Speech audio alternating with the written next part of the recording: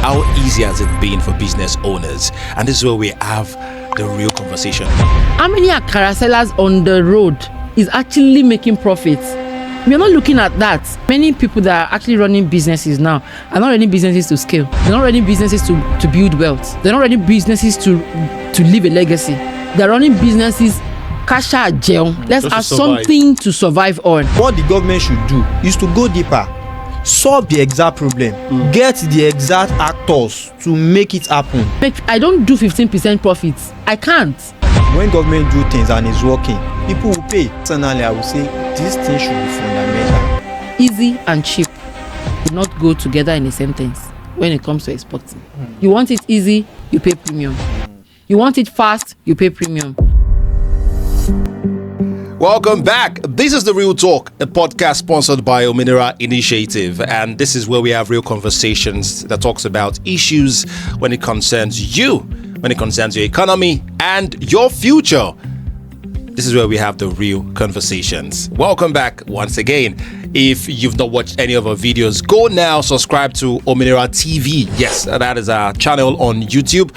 And watch all the several videos that we post. We are always advocating for either economic freedom, property rights, or free trade. That is what Ominira Initiative is all about. Our mission is to research and advance solutions to Africa's socio-economic problems. Yeah, my name is Dida Akiel. I'm the host for this podcast, and today we'll be talking about the ease of doing business in Nigeria. How easy has it been for business owners? And this is where we have the real conversation. So I have two amazing, thriving business owners in the studio today. First of all, like they say, ladies first, right?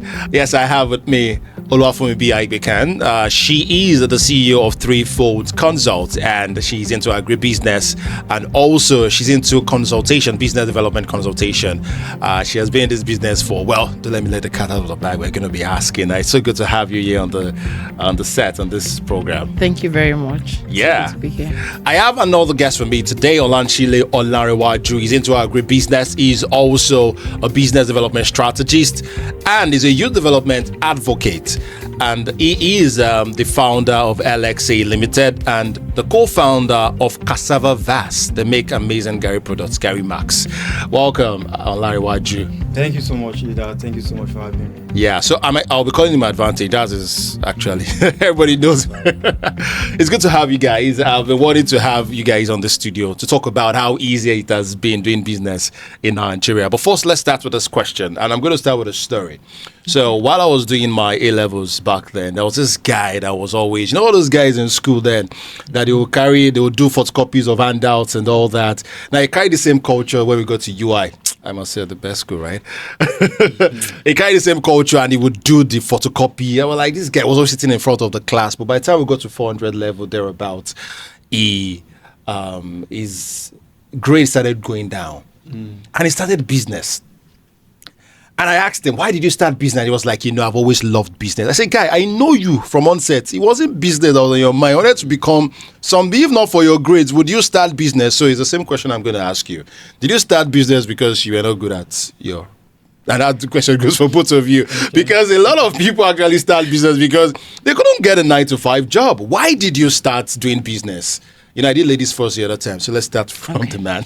Okay, I think I've mentioned it in some other platform. My own story, everybody have different stories, but my own story started from I want to create value. Okay. I want to create value, and I want to support my parents. In fact, that was actually the motivation. When I got admitted to an higher institution, then more plantation, I was getting money from home, but it can never be enough. Mm-hmm. And I was asking myself that question: what can I do to make more money? And when you ask yourself that deep question, and which is something that should go to every other individual that really want to make money. When you want to make money, what do? Create value, solve problem. When you solve problem, money will come. It's just as simple as that. But the real question is, how do you identify the problem that you are going to solve? Once you have the problem, you create the solution, then you make money. So then we have students that seek for accommodation. They don't have enough hostels and they want to stay at that school is at Akpata. Okay. So they want to stay at Oduono, they want to stay at Adabeji and all of that. And a lot of them cannot stress themselves most of them came from some other states, not Ibadan. But me, I'm an Ibadan indigene. I understand the area, so I can go to this person and this person that can we get houses from your place, and they'll say, oh, it's fine. So they are putting these out for say 15,000 naira per year. So me, as an agent, I'm adding 3,000 naira. That's like 18,000 naira. Oh, I have one house at this place and all of that. Then, so that is like a motivation for me. And from that point, I knew I'm not going to stop. Okay. So that transition until I get admitted to University of Ibadan, I did business from my 200. I'm a direct student. So from 200 level to 500 level, I was doing business. I was doing business. I paid my school fees from 300 level to 500 level. You know, when you already have that motive that this thing that I'm doing and it is working. So after school, so why not continue? That's my own story. Okay, that's an interesting story. All about you, Fumbi. Okay, so like I used to say, this business is much more than business for me.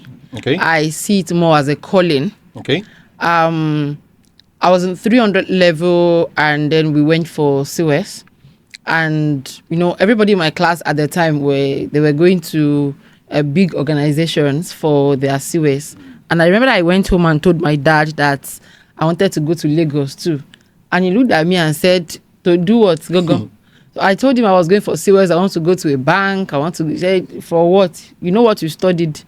Go to Landmark University Farms and go and do your COS there. I didn't like it. But I got there and then I learned. They had series of departments. So I was going from one department to another in the 3 months.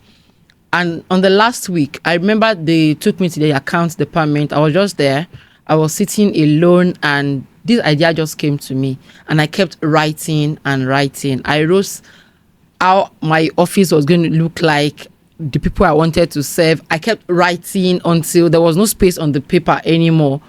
And I got the name of the business even right from that day, and we started. That was what brought the inspiration. Okay. Now, why did I start? After school, I got back and I didn't even bother to look for any 9 to 5. Fine, I thought, okay, maybe it was going to happen. But then I just thought, my father just called me and said, you learnt this thing, you know how to do it. Let's set up a farm and let you start. My father was my first investor. I remember he gave me 50,000 naira that day and said, oh yeah, go and buy fish. Let's direct ponds. Let's do this. Let's do that. And that was how I started. Wow. You know, you talked about, your dad was your first investor. 100%. Right? Who was your first investor? Should I say... I won't say categorically that I do have a first investor to start my business. So I was saving, I was doing small businesses. While I was in University of Ibadan, I bought projector. So I rent out projectors. So for student organizations that want to have events, so I rent out projectors. At there we are still doing it for 3,000 naira. So within a week, at least I'm very sure that every weekend money will come. So I make like 10,000, 8,000. I was talking about 2017, 2018. Then those were still very big money. So I was saving all those money before I graduated from UI. That should be 2019, 2020. I could remember I had about 250,000 naira in my account. That was actually big money then. Do you understand? So I did all that for myself because I knew immediately after I left this university, I need to start something. So that was how I started. So I would say I started on my own. Then later, a lot of people will say, oh, can I just give you a little? Then I should not forget that there are some people that, let me say, help me during the journey. Okay. So I will give an example. I mentioned that I started a projector business while I was on campus. I didn't have money to buy the projector. It was very, very expensive then. So, but I did the research. Do we have anybody around the campus that own this thing? So I met one man. In fact, fortunately, that man commented on my Facebook post maybe a few days ago. And he was like, oh, I do remember when you met me on campus then. So I met the man. I said, sir, my name is so. I'm a student of this and that. I know a lot of student organizations need this thing. And I don't know if we can partner together. Just give me a price. Anytime that they need it, I will come to you to come and rent it. Okay. So you just give me a discount. And the man was like very inspired. For you to be smart enough to think about this, I'm ready to support. I think then he was collecting 2,500 naira from me. I was giving it out for 4,000 naira. Oh. So I make Cool 1,500 naira off it. So gradually I saved up the money till I bought my own.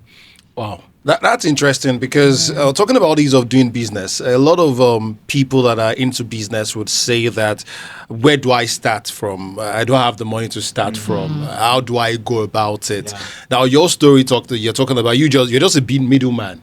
You didn't have the product. You know, all you had to do was look for the client and all that. But when did you get to the stage whereby, and that's to you, whereby you were like, oh, I need to upscale, and how easy was it for you to get investors or get a loan in Nigeria? Okay, so I would say for me, after I graduated from the University of Ibadan 2019-2020, there was COVID. Okay. I was at home for almost like 6-7 months doing nothing. Don't remember my business is actually campus based. So as at then, I don't have anything I'm doing, right? And we are waiting for NYSC. Probably they are going to mobilize us and all of that. Nothing. So that means I need to start from scratch. And that was how LXA started, Logistics and Alphabet. Okay. So I was thinking, okay, what solution can I provide? What is the problem going on? So don't forget, as at that 2020, there was COVID.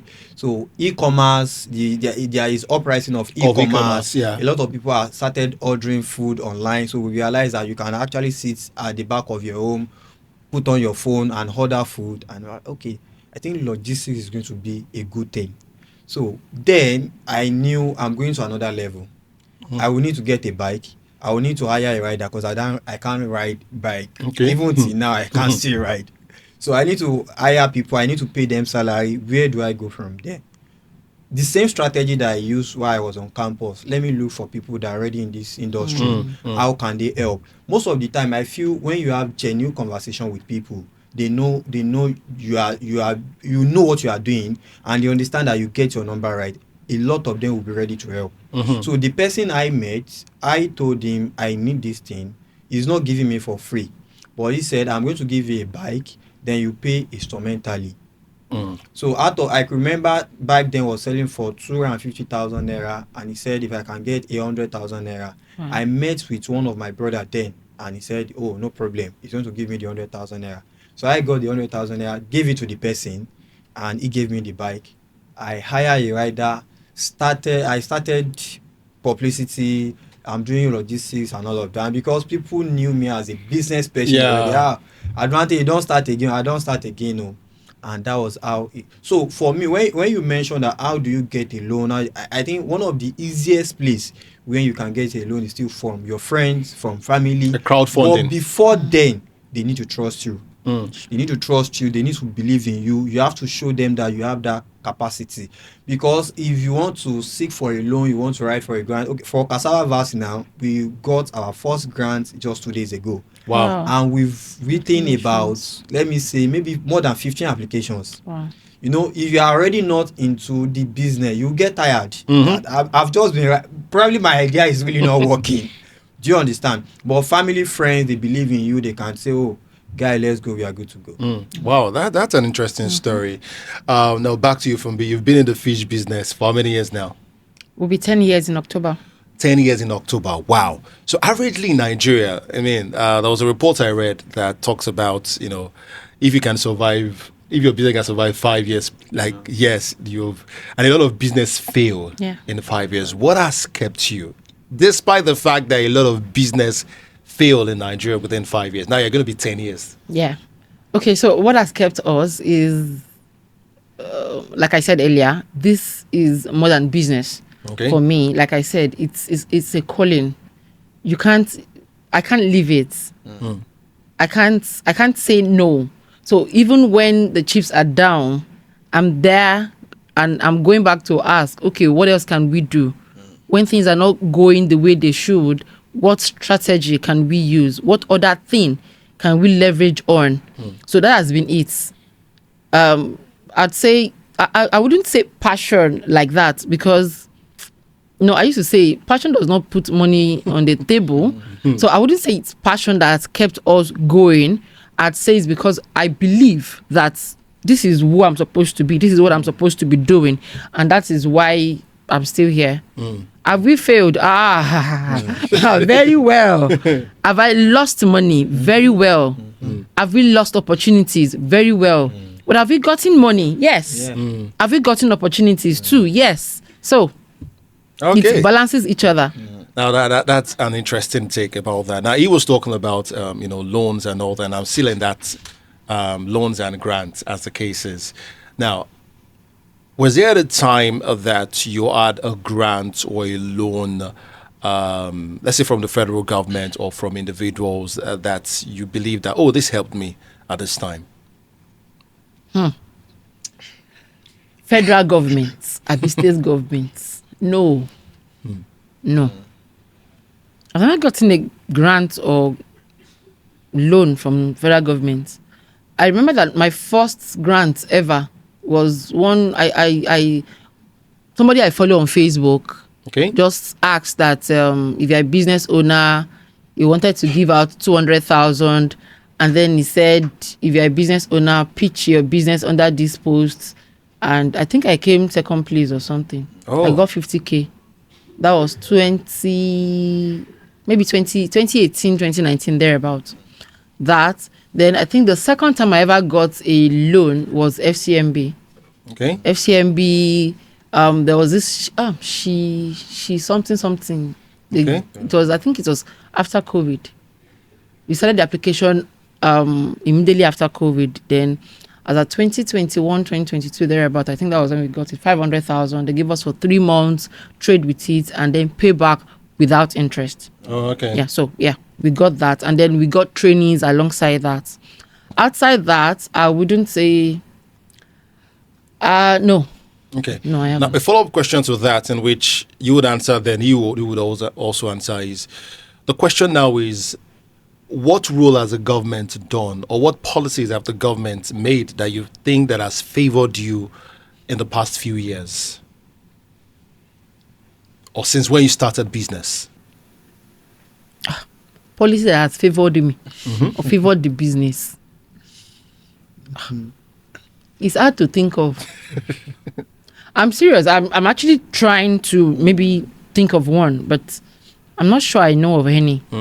Policies that have affected the business adversely, I can give you 100. Okay. So you're saying that we have more policies that has affected your business negatively than positively? Yes. Is that the same thing with you? Okay. I would say yes and no. Okay. So, and the reason I'm going to say no in a way is that when I look at some other countries, how people are doing business, it is very easy for you to start business in Nigeria. You might actually start business without getting any certification, even without CAC to some extent. You can I'm just starting business, and there you are. Nobody is going to challenge you that. Maybe when you are now applying for something official, people can start asking you that way, your CAC registration and all of that.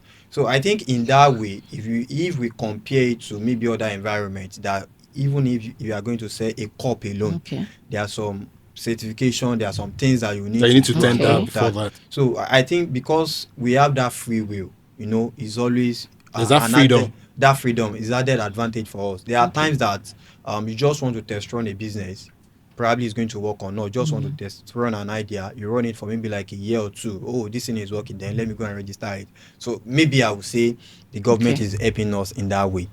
But the other way around, it is funny that anytime a policy is coming out, they always want to find a way that, maybe that's my own perception, they always find a way that how do we milk these people, like milking them, and a lot of time, maybe because of our perception too, when they say a government is passing this policy or they are doing this grant and all of that, when we look at the number, what is the population of business owners in Nigeria?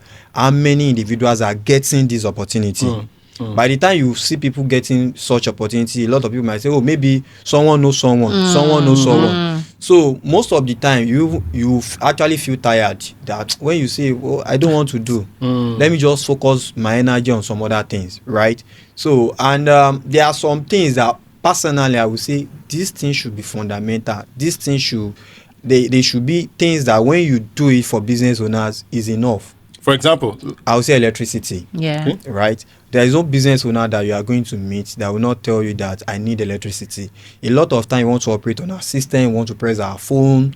Now imagine I wake up in the morning and I find it hard to get electricity. My business will not run. Let me just say it categorically. Because customers need to reach out to us online. They will need to chat us. They will need to call and all of that. Right? I'm enjoying electricity because I've had an alternative source where I'm getting my energy from. Okay. But some people will not be able to afford that. How should they survive? I will go again to petrol, fuel. I'm into logistics. I started logistics when we are still buying fuel for 187 naira. I moved from 187 naira to 500 naira, from 500 naira to 800 naira, from 800 naira now to 1,300 naira. Now imagine. So if I'm charging a customer for 2,000 naira when I was buying fuel for 187 naira, I'm buying for 1,300 plus now. Do the calculation. That's like maybe times 10. I should be charging the customer normally for 20,000 naira. Is that possible? Where is the purchasing power? The math is not adding up. So where do I now get the balance? My profit margin. So if I should make a 150,000 naira in a month before, now I'm making 50,000 naira as profit. A lot of people will say, oh, LXA, you should have grown more. Than I know I should have grown. But what you should have been telling me now is for you to like you are still maintaining the business, you are still sustaining the business. Because I do remember in 2020, wow, if you enter Ibadan Road, logistics here, logistics here, logistics everybody here. was. But now, if you no get strong head, they no born you. I knew a lot of people that they started after me. Like, Abrande, can you give us resources? Can you get? Why not? Come now, you will see now. But where they get into it, and it is very simple. There is no way you can sustain it. You pay the rider, you will do maintenance. Let me give you another gist. A bike I mentioned in 2020 was selling for 250,000 naira. If you want to get a TVS bike now, 1,245,000 naira. So if you are starting a logistics business now, that means if you don't have 1.5 million naira, you cannot start. How many Nigerians can afford that? You mentioned something about the government, the role of the government, and I want us to, dwell on that. What exactly do you, as a business owner, should be the role, aside from providing electricity and all that, what other things do you think that the government should do? And a follow-up to that question is, should government be involved in business? You mentioned something about when they put out some of these opportunities, they're looking for opportunities to how does it benefit us back? And as a question, should government be involved in business? Should government do things so that, let us see how we're going to gain for it? Or it should just be like the word that started coming out in 2020, palliative measures. Let's just give them, let us help them. And what are your thoughts about that? Okay, so if you ask me, should the government gain from business owners? Should they be involved? I'd say yes. Okay. Yes, because either there is no way we want to look at it. For every small and medium business in Nigeria today, we are, of course, increasing the GDP of Nigeria. There is no way we want to say if you are running a business in Nigeria, it's because you are actually making a profit from it. When you run a business, you're using the nation's resources as well. You're using a space. You're using every basic amenity that is provided. You are using the advantage that you are in a country. So should you pay back something to the nation? I'd say yes. Should that impact your business negatively? No. So this is it. Should the government be involved? 100%. For regulations, yes, government should be involved. But they should be involved with sense. I don't know how best to say that. Because, okay, so let's talk about this tax thing. You're saying that if your revenue is 100 million and above in a year, you are paying tax. I am paying tax with a revenue of 100 million plus in a year. Are you even checking if this business that is making 100 million is actually running at a loss? Or making yes, I have the revenue. I mean, the money is coming, the cash flow is there. But do I have all the things I need to run the correct numbers to make a profit. Imagine that you want me to up my price so that you can take money. Are you looking at the purchasing power of the nation? Because it has a ripple effect. Ripple effect, yeah. Somebody is earning 30K. Now, for my business, I know my people know me. I know who will buy from me. I know who wouldn't. I know somebody that I will even tell, Emma Ra. I mean, I know people I will tell, you can't, if you buy this, it is probably just to satisfy a craving. After that, it is not sustainable. Somebody, a sales girl can't buy from me. A sales girl that is earning less than 50K in a month and has a child or has a family will pay rent. The child will go to school, will not buy dry catfish for their meals. They won't. They will buy egg. Let everybody take one egg. Sometimes let's even fry it too, so that all the four of us can share. Now, if I look at that, yes, I am making big numbers, but am I making the profits? Okay, I should pay tax on on what is coming in, because if I'm going to pay tax on what is coming in, it will bounce back on my prices, and then I will have to increase price, then I will have to increase tax again. Then it's a revolving circle. So what I'm saying in essence is, let's work with the numbers of, let's be realistic. Like going back to the recent conversation of let's sell akara, let's sell this. Now the truth is, are we being realistic? How many akara sellers on the road is actually making profits? We're not looking at that. Some of them okay, I was telling my community some days ago, I said many people that are actually running businesses now are not running businesses to scale. They're not running businesses to build wealth. They're not running businesses to leave a legacy.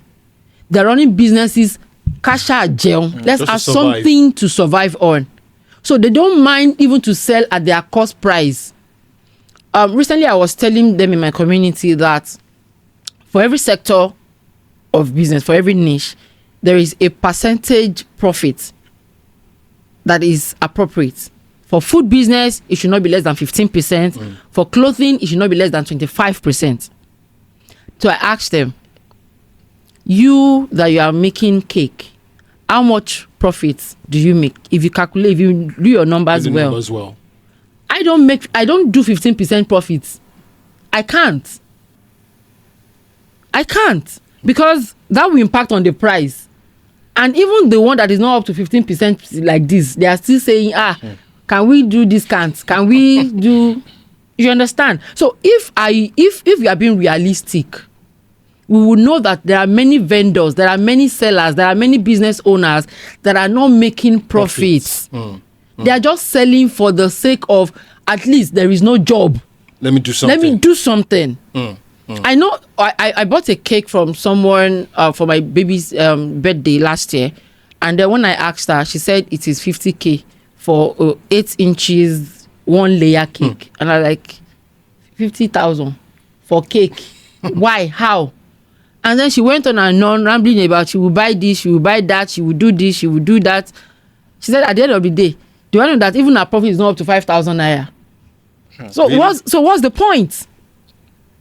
So what is the point of working?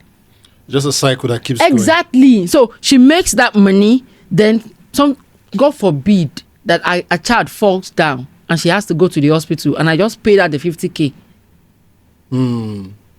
She would attend to the child first, then look for money to do the cake, and then she's back in debt.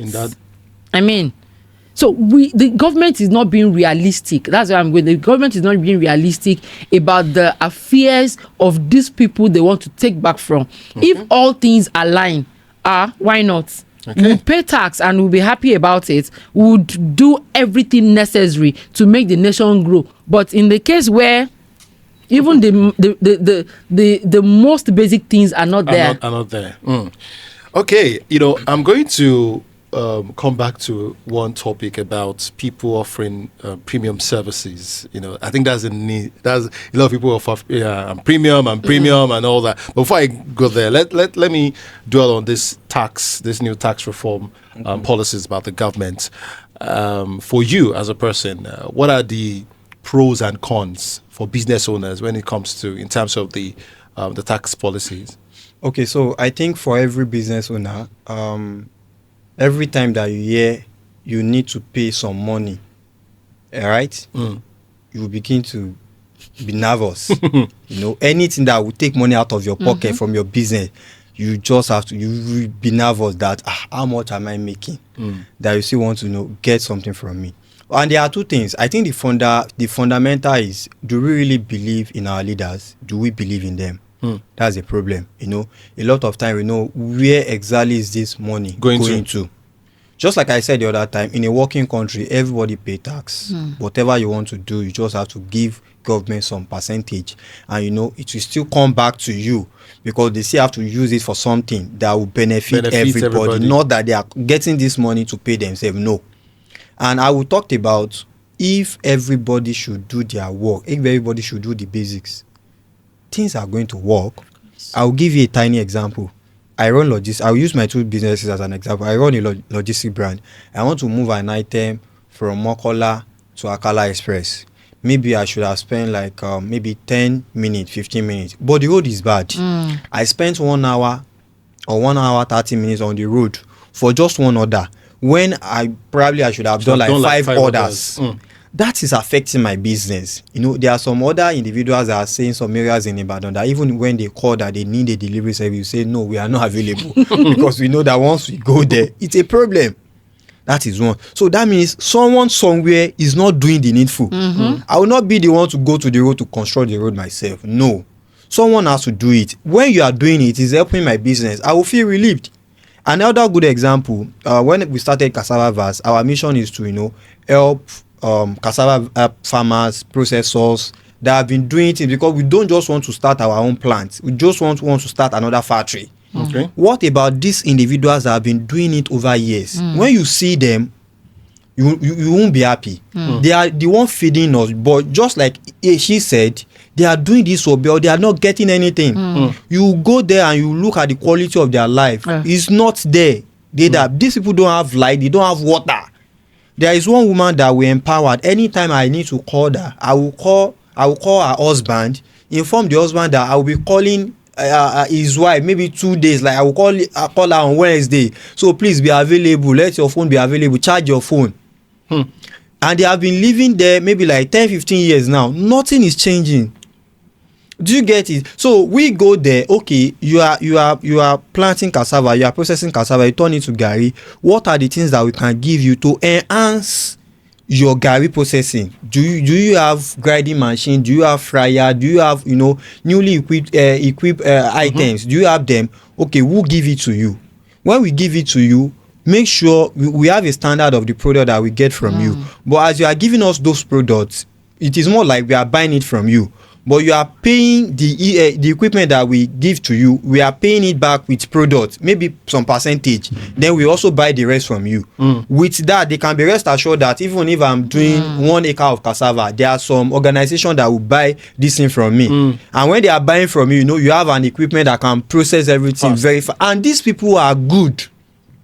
So every day I think about me being a minister of agriculture, where I can decentralize all these things. Let's go to these people. Let's enhance what they are doing.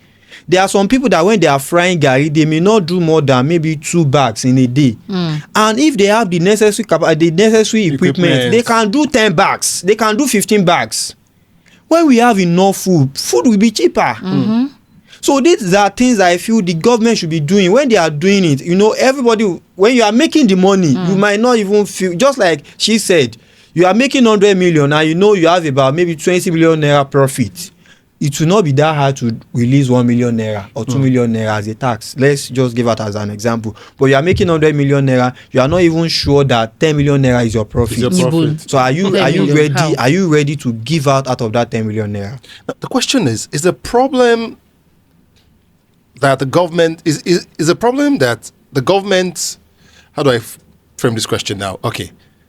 What is actually the problem? The policy or the implementation of a policy? Because we've had several policies. We've had the government has come out to give several initiatives, launched so many initiatives. And there was a time the state government were like, oh, you can access tractors, just from the local government and all that. Now, we see these things on paper. But why is it that there is a disconnect with the actual effect of what we see on paper? So, Deda, this thing is very simple. You want to get enough water from the ground. You want to get enough water. You just get a digger, you just dig, maybe like 2 meters. And you are expecting enough water to come out of it. If you really need enough water, what do you need to do? You dig deeper. You dig deeper. If you want to do borehole, like you want water just to be coming down from, you have to now use a very good machine to drill. Go deeper. Because you need water, enough water. What everybody have been doing, what we are doing in Nigeria is just the surface. You just crash. We are giving you 20 tractor in this local government. Let's ask the questions. Where are those tractors? Who are the one using it? Is it really effective? Do we have an officer that is monitoring that? What are they doing in the Ministry of Agriculture? Is it really working? For me, sometimes when we look at the complex problem of Nigeria, sometimes when I look at the problem, what exactly is our problem? But when I get to feed and I see what is going on, I look at the community and I was like, okay, let's assume that I have like 200 million naira now, and I come to this community and I empower them the way I should empower them. Give them the necessary equipment, give them good lights. Even if it's going to be a solar. It's going to be let them have light. I know that these people are going to be resourceful. They will give us something. Oguntolu along Abeokuta, Oguntolu village can produce what everybody is going to consume. The garri everybody is going to consume in Ogun State. They can produce it. Those women were there. They are not doing anything. They just want to plant. They plant, they harvest, they process. Their children, everybody are there. What we are seeing in the city, they are not seeing anything. They just want to be good. But who is coming to help them? Do you understand? So my answer is, if what the government should do is to go deeper, solve the exact problem, get the exact actors to make it happen. So when it happens, this thing is going to work out. I will give one last example, just to tell you that when government do things and it's working, people will pay. I want to travel from Ibadan to Lagos. Okay. I always want to use the train service. I always. The reason why it had a lot of advantage. I will sit down, I will relax, I will type, I will take a seat, I will You're do productive. You're being productive while you're traveling. Do you understand? But I would rather go to this way. I'm not the one that will construct the rail line, right? Government did it, and we are all enjoying it. If you want to book for that train now, if you are not very fast enough, won't get a seat. You won't get a seat. Just to tell you that when government do things and it's working, people will pay. I will tell you again. I think the minimum ticket is 3,600 naira now. Yeah. If they tell us tomorrow that ticket is 5,000 naira minimum, people will buy. pay. People will still pay. Okay, all right. Now back to the question I wanted to ask you about premium services. Now I think that's like the very popular thing. Everybody's I'm premium, I'm premium, and it's concerning. For me though, that's a personal opinion. Everybody wants to do premium and all that. Now, what are your thoughts about that? About people going premium. They just want to, you were saying something, and the reason why I asked that question is you were saying something about, someone that is earning certain amount of money can't afford what you are selling. But is there also, who now caters for the person that can't afford it? What do they do when everybody is going premium and all? So in the food industry, there's nothing like premium. Okay. Or let me phrase it like this: there should be nothing like premium. Okay. It is food, basic for everybody. But it became premium because cost of production is high. About a week or two ago, somebody reached out and said he wanted to process fish and he wants me to help him to do it, but he does not want to pay my price. So he said, and what if he goes to buy the fish and he brings it to me and then I would process? I said, no problem. This is how much I charge. to do that. You go and buy your fish. So he went, and then he brought the fish, and we processed it. So while we were discussing, I told him he wanted to sell it too. So I told him to get his numbers right though. Everything you spent, because you feel like I am cheating you with my price. Everything you spent, the logistics to get it to me, the logistics to pick it up, the logistics from the farm, the price of the fish, and my own price of processing it, add everything up and let me know if you will sell at my price or lower. So after everything, the day he came to pick up, he said, I have done this, let me use the exact phrase he used. Báwo lẹ ṣe ń ṣe? I said, she what? I said, take the fish. He said, no, how are you still in business with your price? I said, well, there is, of course, I make sure to bring my prices to the lowest so that everybody can afford it. He said after I did everything, all this calculation, he said he can't sell at that price. I sell a kg for 18k. He said he's going to sell for 20,000. I said why? He said is it possible to do all this work and not make profit? I said but I gave you my price. Now he's back. He has actually, because the fish is good, of course, he has sold that batch. Then he wants to do another one. He said, let me buy from him. He said, no. I told him, no, let's go back to how we started. Go and buy the fish and bring it. Now it became premium. Now he sold at a more higher price than I would sell. This me that said somebody cannot afford my own price. Are you getting my point? Now the truth is, I was talking about ripple effect earlier. The exchange rate of dollar increased. Farmers went from using imported feed to local feed, from using local feed to using just maggots and eba. Why? They are trying to cut down on their cost so that they can sell and make profits too. Now, just like humans, whatever somebody eats will reflect on their body. It's the same with every animal. If you feed your fish well, good for us, the processor. If you don't feed them well, good for you, bad for us. It is bad business. Now, if at the end of the day, I put my costs down, at the moment, the lowest price you will get fish anywhere is 2,800 per kg, fresh fish. Now, that 1 kg will only give you about 220, 250 grams when you dry it. Now, if I buy for 2,008, add price of charcoal, add price of advertising, add price of branded. Now, even the truth is, even labor, which is even the cheapest. I say it all the time. This nation has the cheapest labor in everywhere around the world. Now, if I put all of these prices together, then I will do premium. I will definitely do premium. Now, foreign exchange, we know what Naira is saying to dollar. The price of petrol. And now, these two will have effect on everything. At least, I buy packaging materials. I pay for adverts in dollars. I buy fish from local farmers. Buy Niger, save Niger, how they used to say it. Let's buy from them. Now, apart from all of these things, there's the human factor there too. So I was talking about ripple effect. Now, all of these things would reflect on the price. So how will I not do premium? All right. Wow. This, like I said, these are the issues.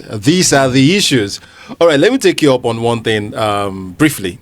Talking about one of the things that we stand for is free trade, Mineral Initiative. And I know you are both of you are into exporting. I know you deliver also outside Nigeria. You also, export your fish. How easy has it been, exporting or dealing with, countries or people outside Nigeria?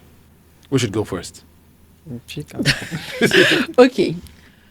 Well, I think for food items, exporting food items outside Nigeria is a whole lot. Okay.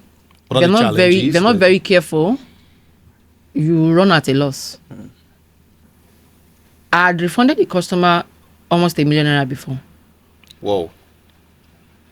She was going to travel out of her states in the US, and she needed the food items to get to her in 3 weeks. It took about 2 months. She was going to travel. There was nothing I could do. So I had to start asking for the items to be sent back. Wow. When it got to the US. Now, how easy has it been? It has not been easy. The easiest, like I used to tell my customer, easy and cheap would not go together in a sentence when it comes to exporting. You want it easy, you pay premium. You want it fast, you pay premium. I don't have money. Let's do cargo. And cargo, anything can happen.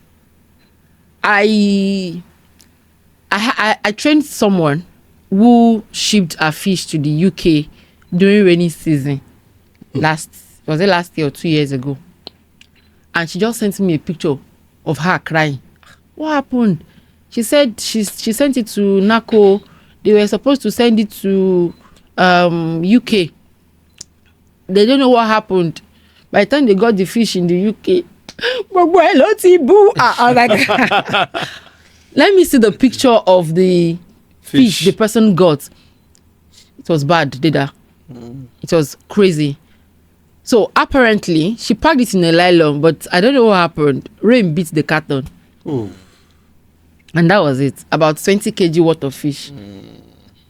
Everything. She had to start, she had to refund the customer to... It was a waste. It was a big waste. Now, it is not easy. US will not even take meat products. US will not take it. See, all these ones is fine. UK is our neighboring country. US, they are still trying small. See, other country, Australia, Germany, Belgium, forget those ones. What about common beans will not go. Have you had this with other African countries? Other African countries is not even easy. The easiest is Ghana, and it is by bus.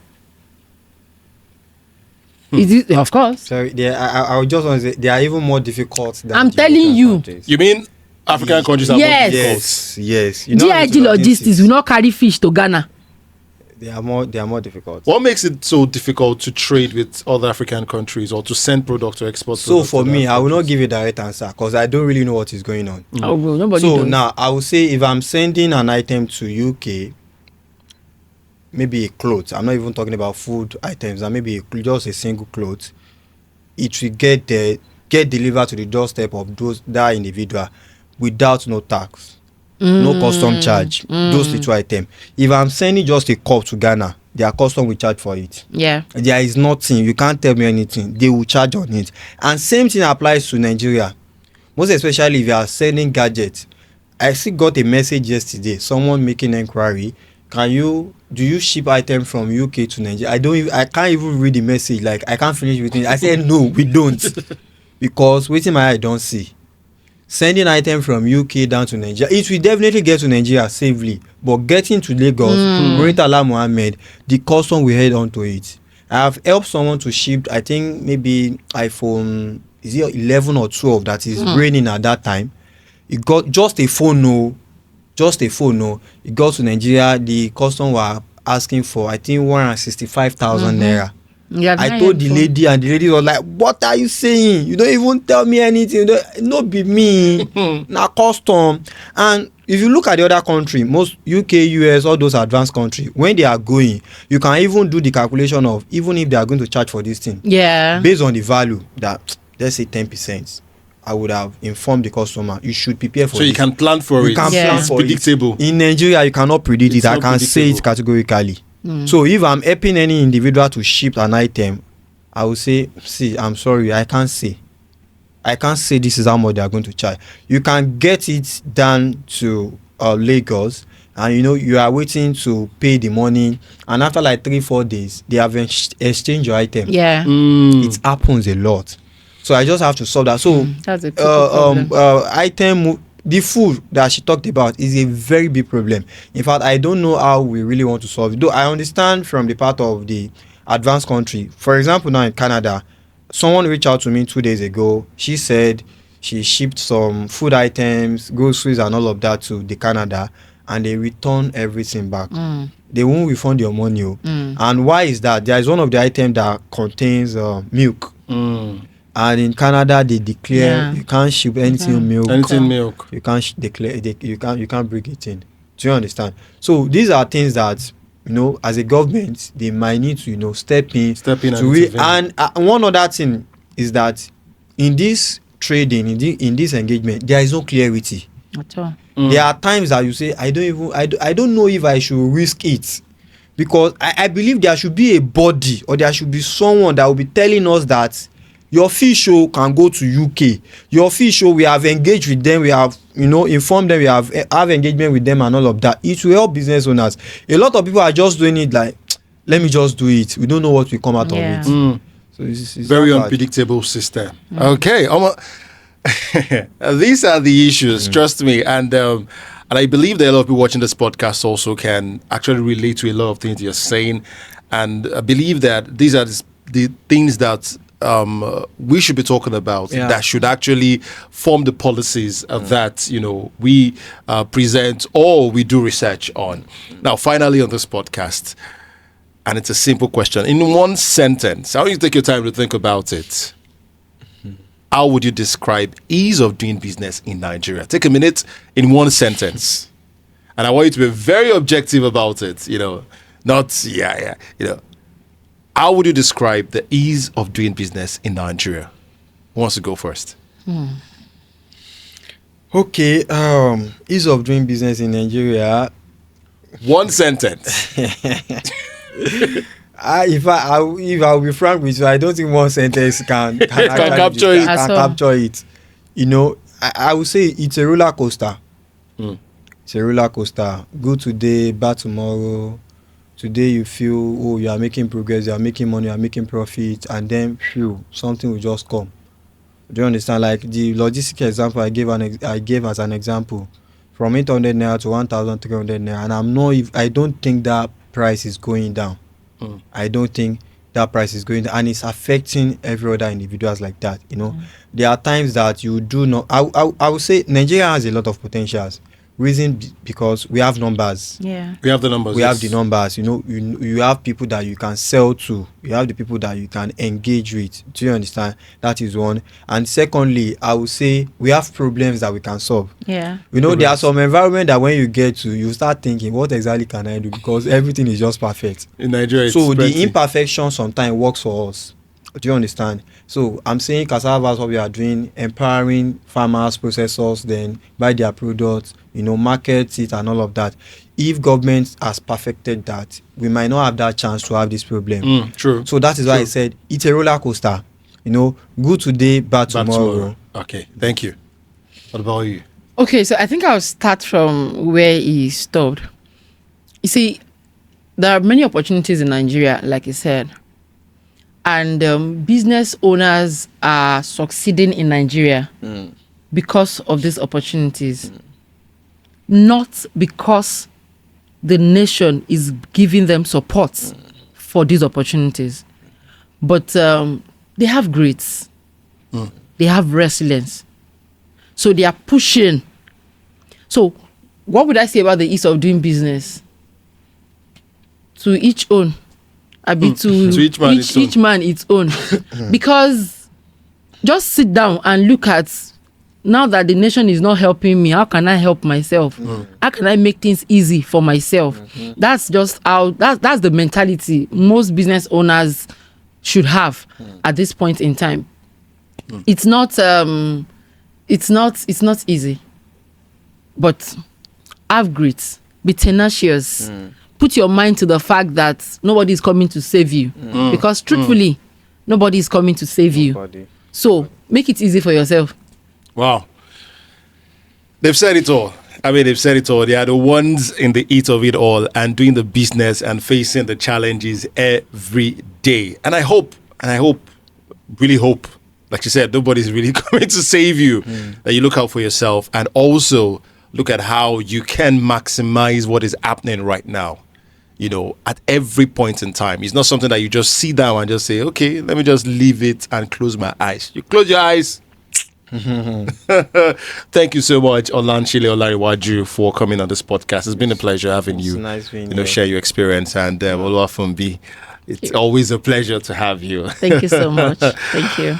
Oh, you've heard it all on the ease of doing business. How easy is it for you listening or watching us right now? You can drop your comments on this video. My name is Data Akiala. I'll be back again another time for another episode of The Real Talk. Till next time, make sure you like, subscribe to Ominera TV. Bye for now.